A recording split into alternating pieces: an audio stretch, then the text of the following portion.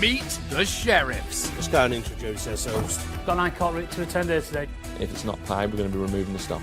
Their job is to get you your money back. It's about to get physical. It's an arrestable offence to stop me doing my job. If you've been ripped off and don't know where to turn, we need to deal with it now. We're going to remove vehicles to that value. If you're acting on his authority, pay it. if you've been to court but still not been paid what you're owed, Are you going to open this building, sir, or am I going to force entry into it? You need to pay this. it's time to call the sheriffs. Put your hands on me. I'm going to call the locksmith, effect entry into the premises and remove all the items. Whoa. They're enforcement agents of the High Court, and the law says they're on your side. It's collected 42 grand. Coming up, when Lawrence and Kev visit a man with many identities, You could call yourself Basil Brush. We can enforce against an alias. which one doesn't want them in his house? Don't put your hands on me. Don't you lock you in here. And don't put your hands on me. Fitness instructor Kamar Ahmed plunged into debt when the company he worked for didn't pay him for months. I was behind on mortgage payments. It just became impossible to hold on to my property and it was repossessed. Can Sheriff Lawrence Griggs weigh in and get him what he's owed? Are things going to be taken today? Yeah.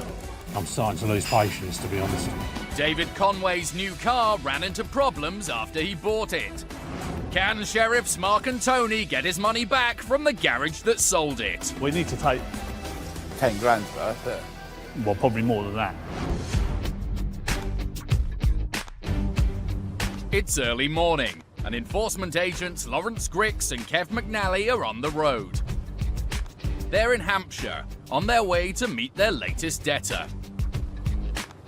We're about 5 miles away, so we should get there for about 6:45. The sheriffs have visited the address before, but the man living there claimed not to be the man on their writ. But since then, some investigation seems to show otherwise.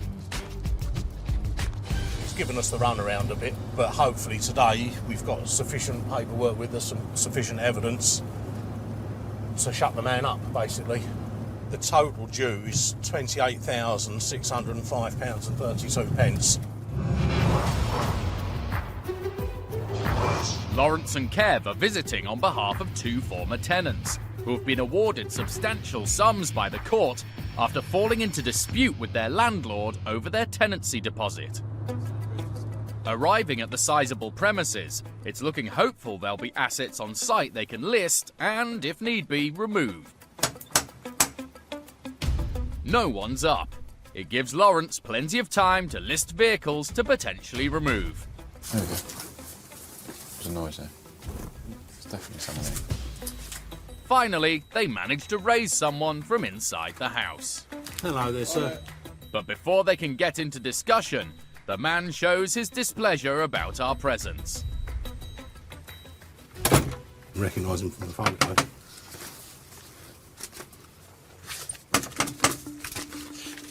At this point, our cameraman is asked to leave. We continue to film from the road. The man insists he is not the person named on Lawrence's writ. Lawrence is convinced he is, but has to prove it. Did you change your name by deed poll, did you? Yeah, it's you, sir. And we're here today to remove goods to the value of £28,605.32. The man says he knows nothing about the case and continues to insist he's not the man on the writ. Who owns the Nissan Navara? Lawrence threatens to remove the car, but the man says he can't because it belongs to his son. If your son doesn't live here, why does he leave all his vehicles here? And where's your vehicle? These are your vehicles, aren't they? They're registered in your son's name. Right, well, we require proof otherwise, sir. He needs to come down with proof of ownership, sir, or we're going to remove. OK? The man goes inside to contact his son. Meanwhile, Lawrence and Kev have found something interesting in the paperwork. Who does a J like that? That's him. Comparing 2 signatures, Lawrence believes the distinctive J's are a dead giveaway, that they're signed by one person. He believes he's got his man. If you look at that J, that is you, sir. There is the J. You have signed that. Yes, you have, sir. That's quite an unmistakable J. Even faced with Lawrence's evidence, the man insists he is not the man named on the writ, But Lawrence is convinced. We can enforce against an alias. If you're the person that you could call yourself Basil Brush, if you're the person known as Basil Brush, then we can enforce against you or Basil Brush. With negotiations going nowhere, Kev decides to step things up. Determined to get the former tenants the money they're owed, he heads to the van to get the clamp for the Navara. Looks like he's gone in. Lawrence is invited into the house. Perhaps the man doesn't realise that once inside, Lawrence can get listing assets, and not even the police can remove him. I'm surprised he's been invited in, to be fair. Inside, Lawrence says if need be, he'll take assets out of the house. This is not what the man expected when he invited Lawrence into the house. He begins to take exception to Lawrence's presence. With the temperature rising inside, Kev goes to Lawrence's aid. As Lawrence has gained peaceful entry, he's legally allowed to invite Kev in as well. Come in, mate. Don't put your hands on me. Don't you lock him in here. And don't put your hands on me. Don't put your hands on me either. With things turning nasty, the police are called. Lawrence continues to investigate removing one of the cars. And Lawrence's call has an immediate effect. Despite continuing to insist he's not the man named on the writ, the householder agrees to pay off some of the debt, £5,000. But Lawrence is holding out for more. With Lawrence standing firm, the man ups his payment to £7,000 of the £28,000 owed. With matters reaching a conclusion for today, the police car is cancelled. Kev removes the clamp, and with a part payment, it's over for today.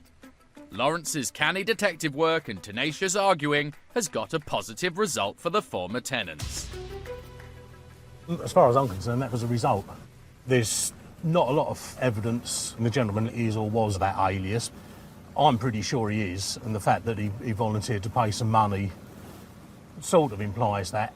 That will keep the wolf from the door for the time being, and he can take whatever legal action he needs to take, and obviously we'll go by whatever the court says.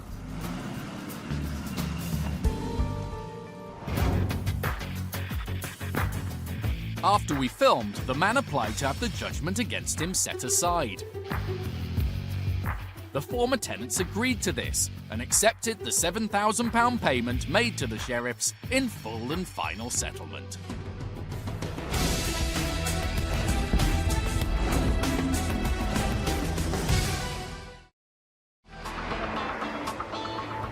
Being a sheriff is neither 9 to 5 nor office-based. Sheriffs cover the length and breadth of England and Wales, enforcing over 70,000 High Court writs every year. And setting out to enforce one of those are Sheriffs Lawrence Grix and Kev McNally. We've got an employment tribunal case with two defendants. One is Photocopiers Direct Limited, and the other is the director of the company. The former employee is owed over £20,000 for unfair dismissal. But despite having been told by a court of law that the money's rightfully theirs, they've still not received a penny of it.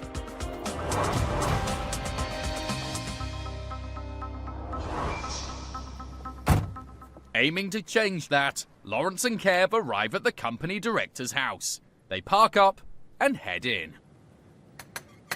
No one's answering the door, and neighbours soon inform the sheriffs that that's unlikely to change in a hurry. They've been away a little while, have they? He's on holiday. When are they back, do you know? They've lived there a while, haven't they? So how long have they been gone for? About 6 weeks. Yeah. Duration of the school holidays, the gent's saying. 6 weeks is too long even for Lawrence and Kev to wait for a debtor. This situation is usually the end of the story for the sheriffs, but while Lawrence fills out the paperwork, a sharp-eyed Kev spots a clue inside the car on the driveway, which might mean this enforcement isn't over yet. Did you see that paperwork there? Photo imaging, so that all correlates with the... Yeah, we've got any addresses on it. Oh, look, there we go. Unit 31. With a possible second address traced, the sheriffs prepare to head off. But not before they've made a mental note of the car on the drive. in case they have to remove assets at some point in the future. Time to move on. If Lawrence can find a letterbox for the paperwork, It's around the front. Lawrence. while avoiding the attentions of his growing legion of fans. Ah, so you've seen us before. He's the one that's got the power. Is he? Don't tell him that. Clearly, Lawrence's television fame is spreading. Is that your first time being recognised, Lawrence? No, it isn't my first time. I think it is now, isn't it? I can see by that smile on your face it is. Bye. They're waving to us now. That's your fan base, mate. Oh, streets out. Putting their fans behind them, the sheriffs head out to check out the new business address. The boss may be on holiday, but Lawrence is determined that won't stop him getting his client the money they're owed. Just because he's out of the country doesn't mean that we can't collect from his company. If need be, he'll have to do a bank transfer from wherever he is in the world on holiday. So we should be able to clear it up if there are sufficient assets there.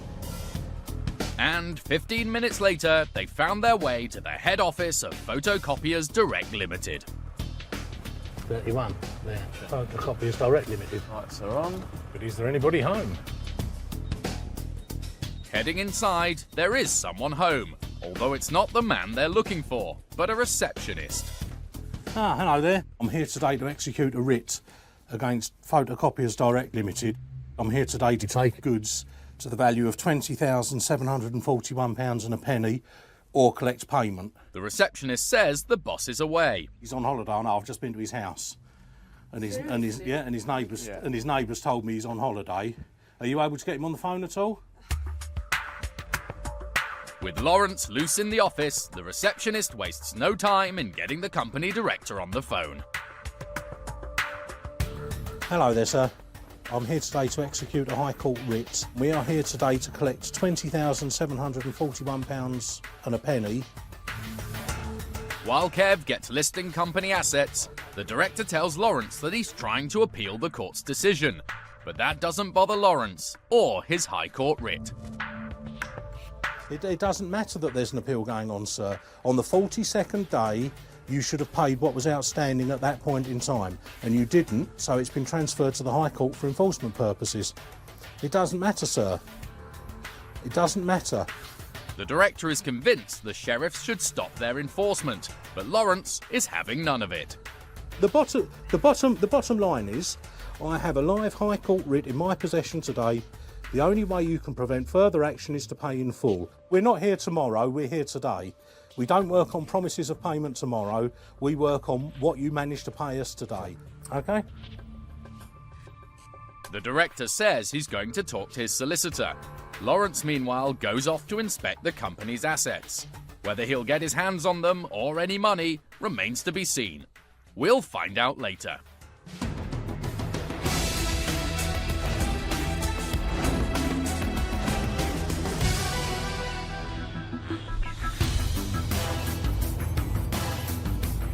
This morning, Sheriffs Mark Newton and Tony Smith are heading down the M4 into Wales.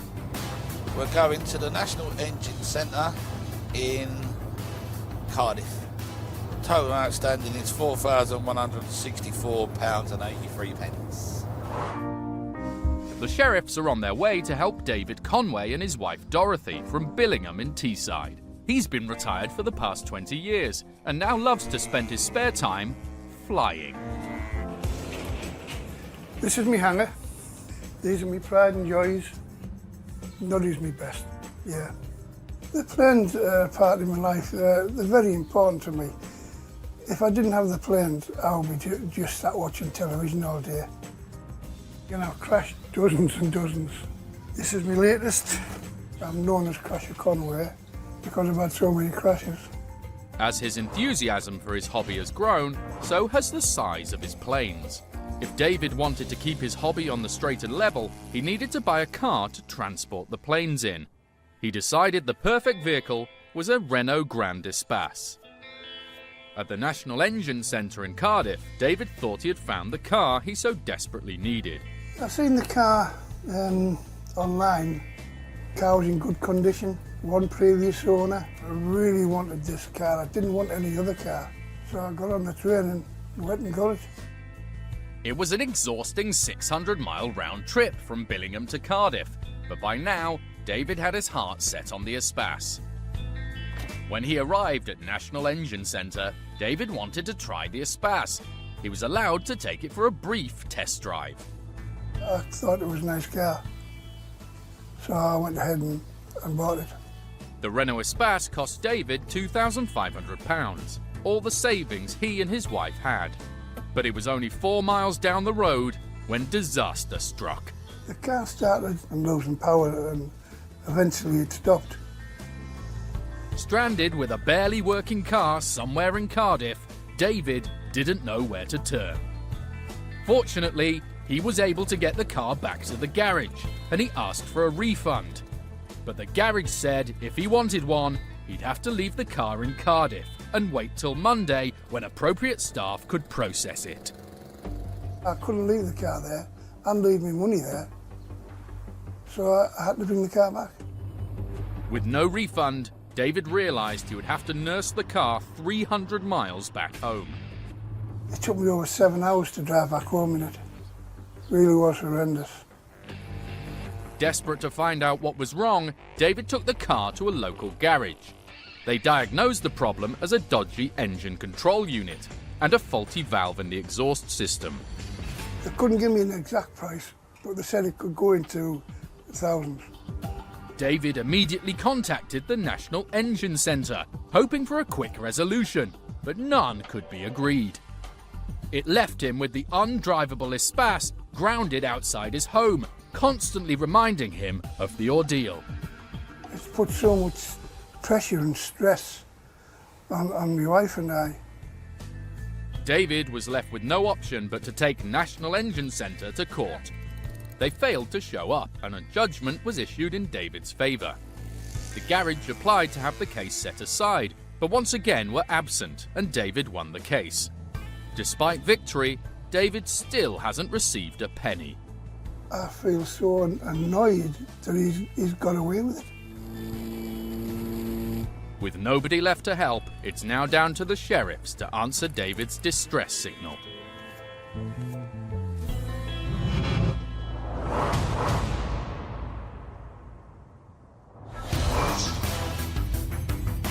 Tony and Mark have found National Engine Centre.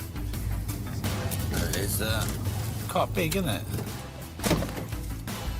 They head in to try and get David the money he's owed.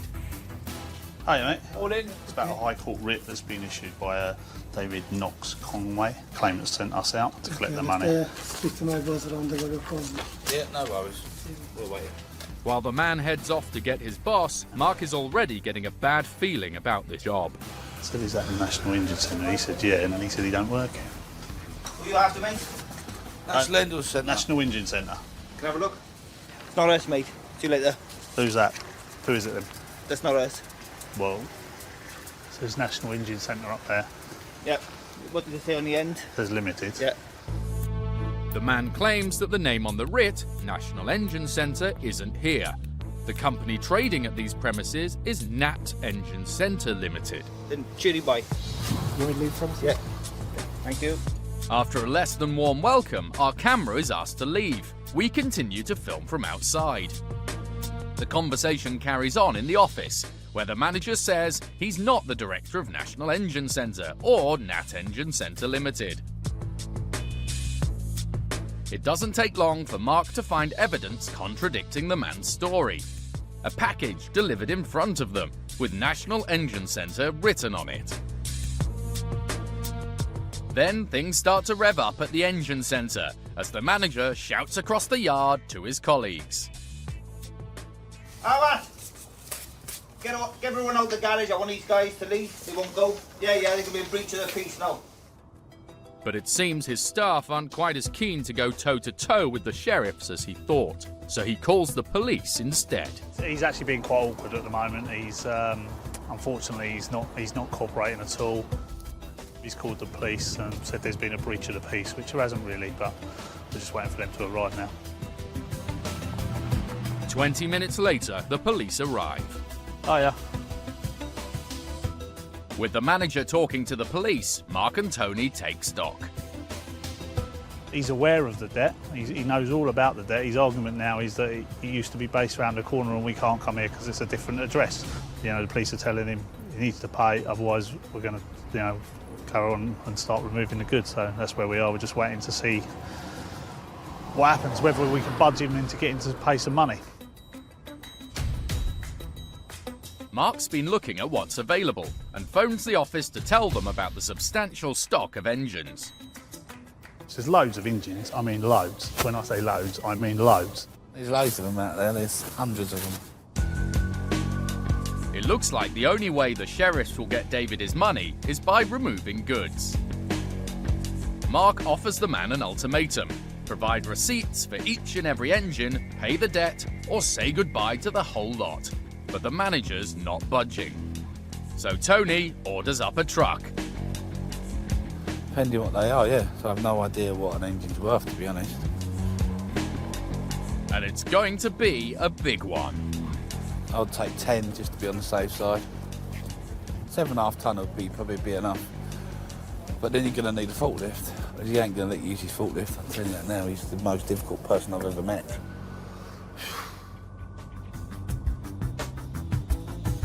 Mark and Tony discuss what will be leaving with them on the tow truck.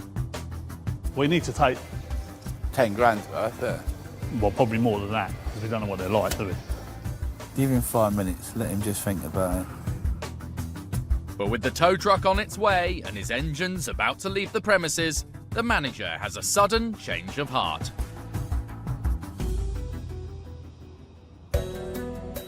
Though the manager isn't admitting he owns the engines, he is offering to pay. It seems like the sheriffs have won the battle of wills. They head back to the office for payment. Let's go. Get out of Wales.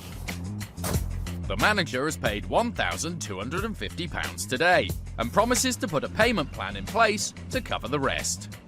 Not as great as we wanted, but we've got £1,250 in cash off him here, so it's a start. But despite Tony and Mark's efforts, the manager failed to submit a payment proposal for the outstanding amount. 3 weeks later, the sheriffs returned and collected the balance of £3,744. David Conway is on cloud 9. The money has enabled him to settle his debt and buy the car of his dreams. Another Renault Grand Espace. The sheriffs have come along and really done the business. Yeah, over the moon. The National Engine Centre told us they had offered David a refund the day he visited, and it was his decision to instead have the car repaired and drive it home. They said they'd later sent him a replacement part and offered to pay for a local garage to fix the problems. They'd also again offered him a refund if he returned the car. They said it was Mr. Conway's decision to turn down these options and instead pursue court action. They said they had tried to contest the case, but that the court had lost papers. They said following the sheriff's enforcement, they'd again offered to pay the balance if the car was returned to them, an offer they say Mr. Conway chose to reject.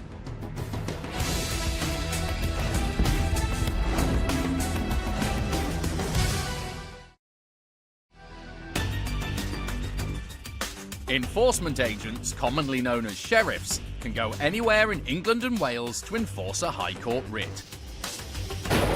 Got an High Court writ to attend here today. It's a High Court writ issued against the company in the High Court. If you don't understand all the implications of that and what it carries with it, then I respectfully suggest you speak to somebody who does. If a debtor won't pay, the sheriffs won't leave empty-handed. If you can't raise it, we've got roughly an hour, then we're going to have to start looking at taking the goods. We know it's your vehicle, and that's why we're taking it. At commercial premises, sheriffs are permitted to force entry to remove goods or return a building to its rightful owners. I'm going to call the locksmith then, sir. Effect entry into the premises and remove all the items. And with a writ in hand, almost nothing can stop a sheriff. It doesn't put us down the writ. The writ's still live. Doesn't matter what the dispute is, you have to pay. It's live until the court puts a stay on it. sheriffs have collected almost £200 million of unpaid court judgments in the last 3 years.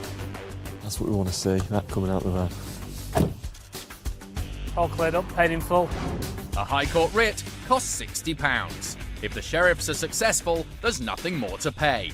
If they're unsuccessful, the only cost is a compliance fee of £75 plus VAT for each enforcement. He's done one. He's ran upstairs and hid.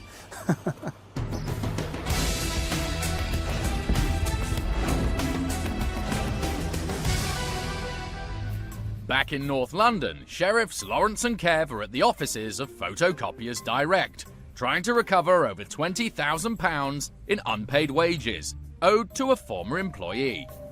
Lawrence is still trying to convince the absent company owner to pay up.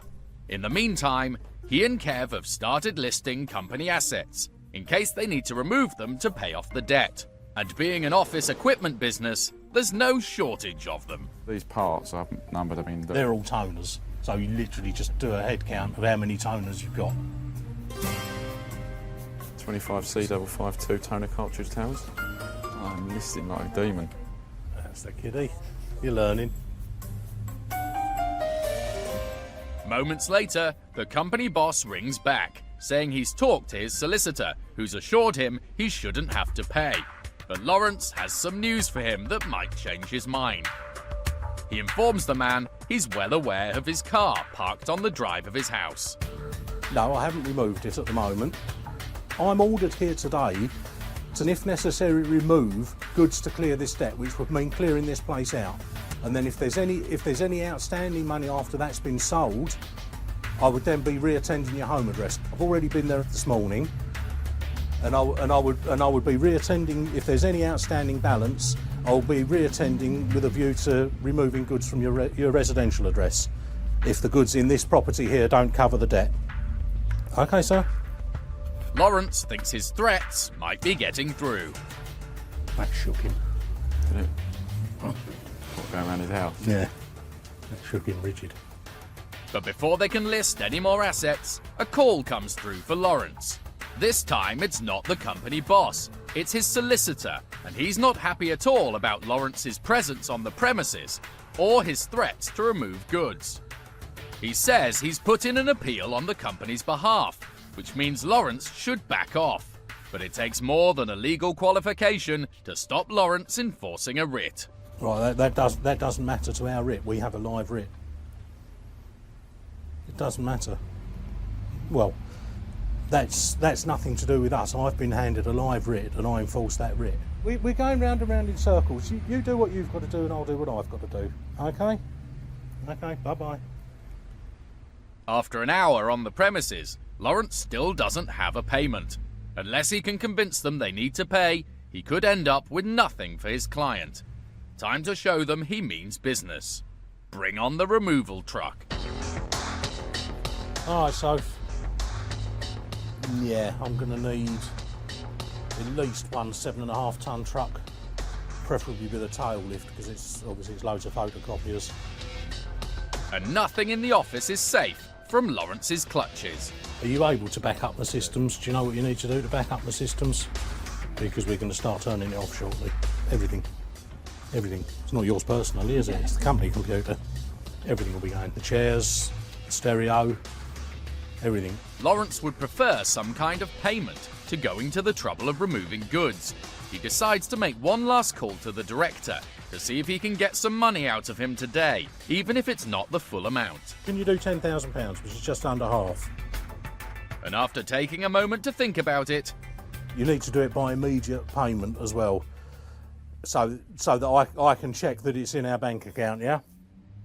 Bingo. The director can't do £10,000, but agrees to pay £7,000, with the rest to follow. It might be less than the full writ, but with an absent company director and a large quantity of equipment that they'd have to remove, it's a valuable result for the sheriffs. All right, so could you check the account for me, please? I believe the money should be there now. All right, lovely. All right, cheers. Bye. And with that, it's game, set and match for the sheriffs. A partial payment with the rest to come at a later date. Bye-bye. Thanks a lot. Bye. So that's the job done as far as we're concerned. There's no more we could do today. We've probably, in fact, collected more than the goods in there were worth. So I think we've done quite well to get the part payment. An empty house and an unpromising start couldn't stop the sheriffs getting a result.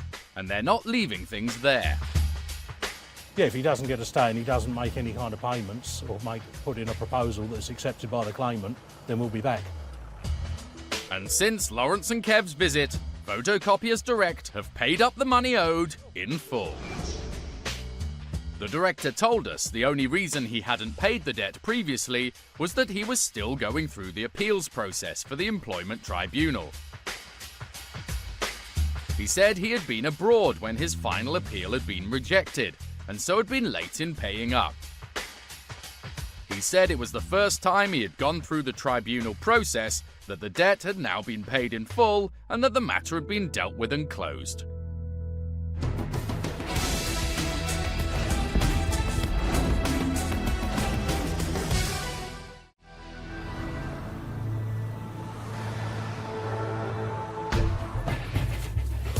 It's early morning, and Sheriffs Lawrence and Kev are in the van again and coming into Hertfordshire.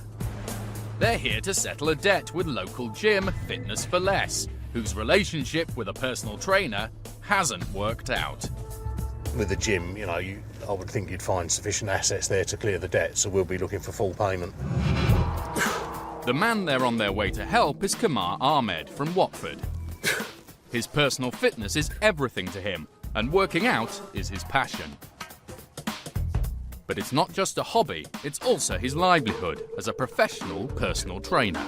I love the fact that I was in a position to help other people reach their fitness goals and just general well-being, really.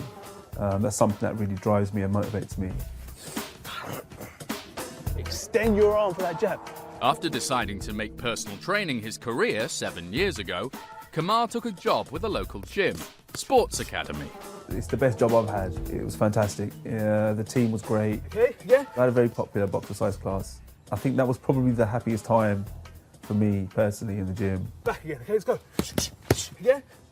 But Sports Academy ran into financial problems, with wages paid only sporadically. Okay, let's go. Jab. The company was taken over by a new firm, Fitness for Less. They inherited the Sports Academy wage bill, and Kamar and the other staff hoped they'd finally get paid what they were owed. Good, I'm gonna hit 2 breaths, okay, let's go out. But at a meeting with staff, the new owner has some hugely disappointing news. Categorically said that they're not going to pay our wages in front of the previous owner, who had 5 minutes before just said that the new owners will pay us our backdated wages. Kamar was owed just over £4,000 in unpaid wages, so together with the other disgruntled staff, he agreed to help bring legal action to fight their case. They had already made it pretty obvious they had no intention of paying us that money, so that was the only sensible thing to do. We had to take it through the courts, so we had to stick together and we had to take this to the tribunal. When the judge heard the case, he ruled that when the business was sold, the new owner should take on the responsibility for the previous company's unpaid debts, including backdated wages. It was vindication for Kamar. Justice has been done, absolutely. It was a great feeling. But getting the money he was owed wasn't quite as simple as that. Fitness for Less began to settle with Sports Academy's former employees, but a signed agreement for Kamar wasn't forthcoming. A lot of my colleagues at this point started to get paid off. I was still being positive. I was thinking, okay, maybe they're going through reverse alphabetical order and I'm going to get paid right at the end. So I was waiting and waiting and waiting, and that money just did not come through. The stress of the legal fight and failure to pay him the money he was owed took its toll on Kamar. He was diagnosed with acute depression and signed off work. That was the beginning of my dark path I had to go down. I found myself alone. I found myself often spending days with the curtains shut. And I just didn't want to be seen by anyone, really. Without his unpaid wages, Kamar's financial situation went from bad to worse. Eventually, it cost him his home. That's where I used to live. As soon as I stopped getting paid from Fitness for Less, I was behind on mortgage payments. It just became impossible to hold on to my property, and it was repossessed. I've been put up by good friends, and they've helped me through a lot. Finally, a few months after the tribunal hearings, Kamar received a part payment from Fitness for Less. He was promised the rest would follow, but it didn't. So he went back to the employment tribunal. I'm very stubborn. There was no way I was going to give up on that. No way. No way. Fitness for Less didn't attend the latest tribunal hearing, and a judgment was issued in Kamar's favour. But despite this, Kamar still hasn't been paid. So now it's up to Lawrence and Kev to get Kamar the money and the closure he so desperately wants. Arriving at their destination, they're struggling to find a place to park up. So we can't stop here, though. With a deep-seated fear of traffic wardens, Lawrence leaves Kev with the van. This is going to be one writ he'll have to enforce alone. He stayed with the van because it's got clamping signs and tow-away signs and things. Hello there. My name's Mr Griggs. I'm here to execute a High Court writ against Fitness for Less Watford Limited. It's £5,399.58. Was this a recent court case with an ex-member of staff? Yeah. Kamar Ahmed. Would you take it back? Okay. While the manager gets on the phone to his superiors, Lawrence gets to work making notes on equipment. If need be, he could remove an auction machinery to pay off the debt. Are things going to be taken today? Yeah. It can be prevented by full payment. So, your manager, your director, whoever. The manager runs off to call his boss again, while Lawrence tries to work out which exercise machine is which. Handily, it's all labelled up with what it is.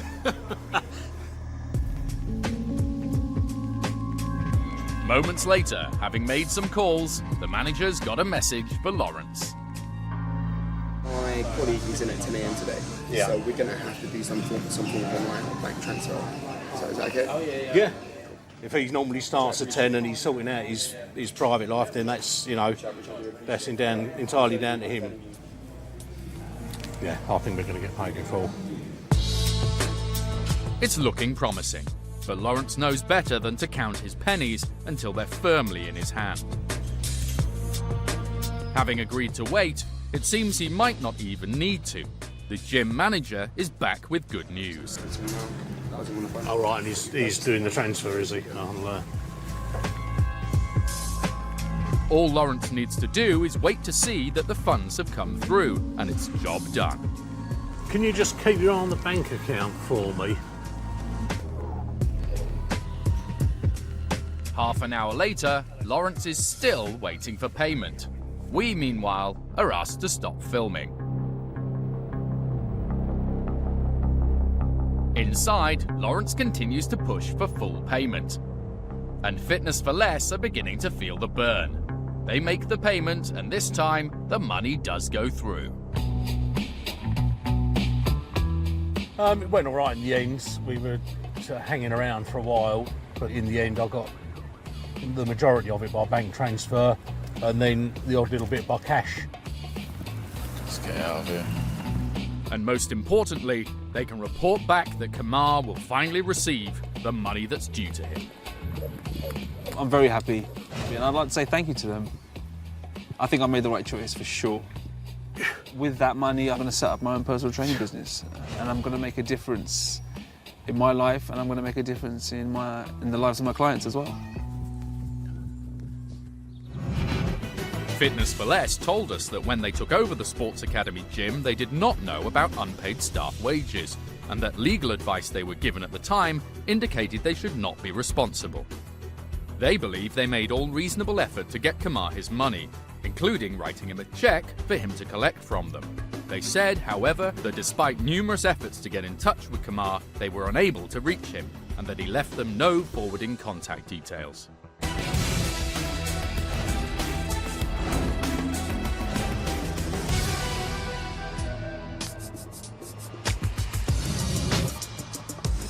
The sheriff's work isn't all about collecting debts from small businesses.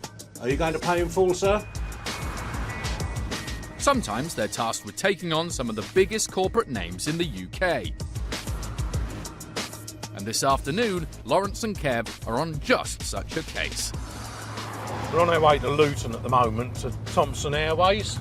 It's to do with a delayed flight, and the total due is £1,727.82.